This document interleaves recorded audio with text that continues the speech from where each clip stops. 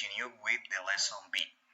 In this lesson, we are going to talk about family memories, in which we are going to include some vocabulary about family members, but not just the family members that all we know. For example, we are going to have different vocabulary about different family members that maybe are not so common. Additionally, we are going to learn how to use the expression used to and the verb would to talk about actions that happened in the past but that don't happen now. So let's start. So we are going to start using the expression used to and the verb would to talk about the past. First, we are going to learn how to use the expression used to. The used to expresses an activity that was an habit in the past, but not now. Pay attention to this because this is the most important thing. Maybe that action happened a lot in the past, but not now. Okay? For example, I used to ask for candies in Halloween when I was a kid.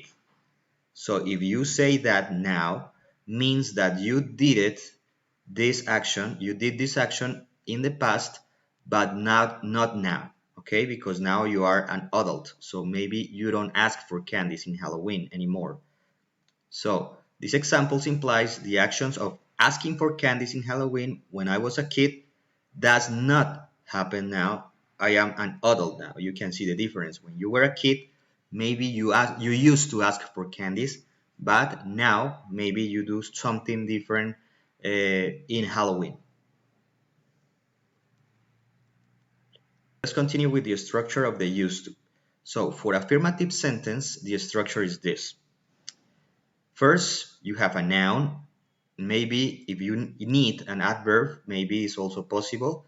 The expression used to, but pay attention to the used to with the, that means that was in past. And after the used to, you have to write a verb in simple form. Pay attention to that. For example, cell phone used to be very resistant some years ago. That means that they are not resistant now. My mother always used to tell me stories at night. Maybe I am an adult now, so my mom does not tell me stories now at night. Jennifer never used to walk alone on the street. That means that Jennifer now walks alone on the street. Let's pay attention to the negative structure. It's just almost the same, but just adding the didn't or the negative particle did not. So we have, for example, I didn't used to play with other kids. Pay attention to the change in the used, because if an affirmative sentence is in past with the D, now by using the did not or the didn't, this verb changes. So now we said use without the D. So I didn't used to play with other kids. Anyway, this sentence is in past because of the didn't, right? You know that. Remember the use of the simple past. Our dog did not used to eat much. That means that now maybe our dog eats a lot. Teenagers didn't used to spend so much time on their cell phone. That means that in the past, teenagers didn't use the cell phone that much, but now teenagers are almost slaves of the cell phones. That is the thing that has changed over the time.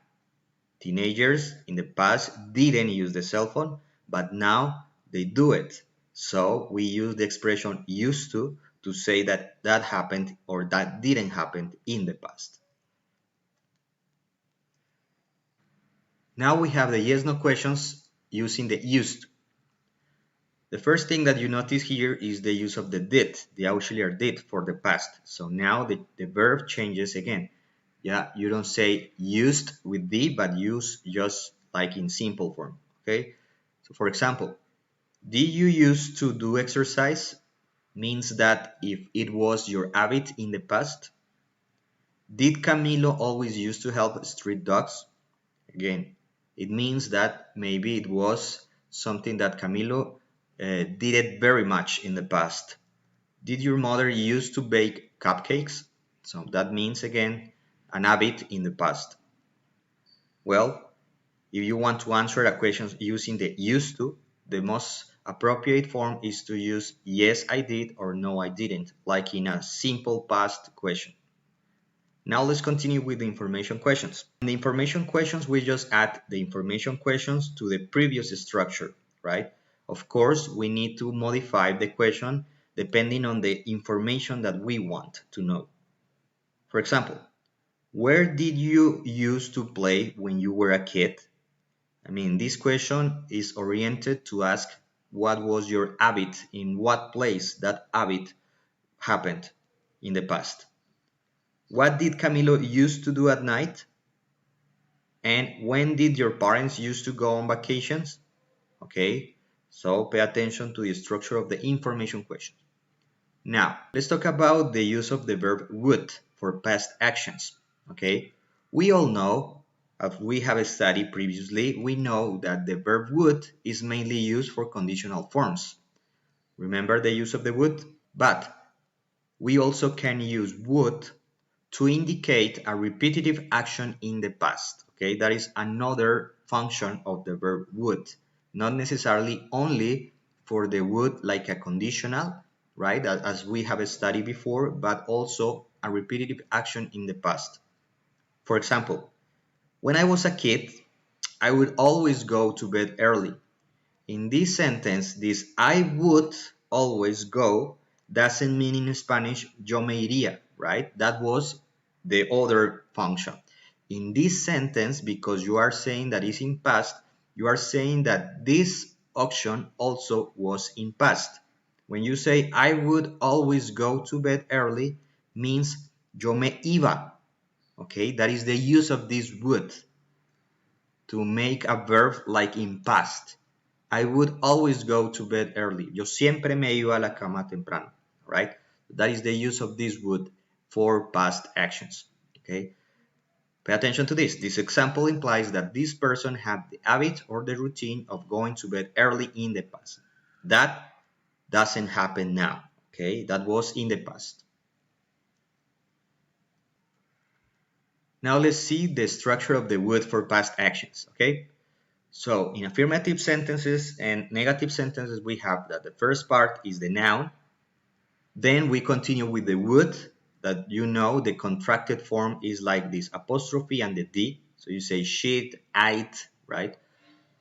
And if negative sentence is the would not or the wouldn't, is also possible. If you maybe use an adverb of frequency, that is also possible. You say, my grandmother would always, right? Because remember, this is like for repetitive actions in the past. So maybe you need a frequency adverb in here. Then we continue with the verb and the complement. My grandmother would always give us candies. That means that this action was repetitive in the past.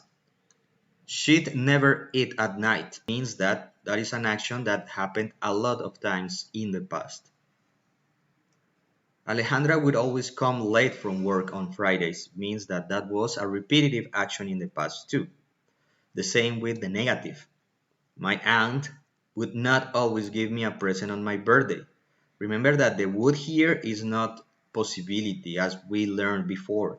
In here, this is giving the verb a past meaning, okay? So my aunt would not always give me presents on my birthday means mi tía no siempre me daba, ¿cierto? Regalos en mi cumpleaños. That is the structure, that is the use of this would. Pay attention to this one. I would not always get good grades at school. Or Sergio wouldn't always do his homework. Remember that all of these three sentences are applying the past use. How can we make questions with would? Well, we have the yes no questions like would they always play football after school? Just follow the structure of every question in English. First is the auxiliary, and then we continue with the rest. Would they always play football after school? Would your dog always bite the cat? Would Harold always clean his room? When you have a questions with would for past actions, of course, you have to try to answer this question with would again. Yes, they would. No, they wouldn't, right? Now let's continue with family vocabulary. Read and listen the following story and pay attention to the word in green. They are going to indicate the vocabulary about family. Pay attention to the pronunciation of those words. Hello, you dears. My name is Isabella. I am going to tell you a story, the story of my family. I was born in a very poor home. My father Jose was a gardener, and my mother Angelica did the laundry for other people. We were three children. I had a sister, Lupita, and a brother, Alfredo. One day I met a boy, Thomas. I immediately fell in love. We used to sell fruits and vegetables. We'd always dance and laugh. We got married and had our daughter Lizzie. She was an only child. I mean, she had no brothers or sisters. My husband was a good man, but the economic situation was terrible. 7 years later, we got divorced, and then I took Lizzie, my daughter, and met a very rich man, Fernando de la Vega y Garcia. This man became Lizzie's stepfather. This man had two kids from a previous marriage. They became Lizzie's stepsister, Victoria, and stepbrother Lucio. Fernando and I had a son too, Gabriel Fernando Joaquín de la Vega y Garcia. He's Lizzie's half brother. We are a blended family. I mean, I have my daughter, my husband has his kids, and a baby we have together. In this mansion, I live with my husband's brother and sister. I mean, my brother in law Gabriel and my sister in law Veronica. Lizzie is 18 and is going to get married next year, but not a poor man. No, no, no. Lizzie's fiance, Richard, is a very rich boy from a good family. Finally, we have some additional vocabulary about family. For example, the word fiancé, a man who is engaged to be married. Fiancée, a woman who is engaged to be married. Son-in-law is the husband of your daughter. Daughter-in-law is the wife of your son. Half-brother is the son of your mom or dad with other person. Half-sister is the daughter of your mom or dad with other person. And finally, we have great-grandfather, who is the father of your grandfather, or maybe we have great-grandmother, who is the mother of your grandmother. Finally, we have an activity proposed for the lesson. In this activity, you will have to write the word for each family member in following Lizzie's family tree. So pay attention. Remember Lizzie? Lizzie was the little girl from the story that we just saw. So in this activity, you will have to write the names of family members according to the three types of family. Immediate family, that are the closest family members you have. Extended family, that are all additional family members you have. And blended family, that are those, let's say, political family that you have.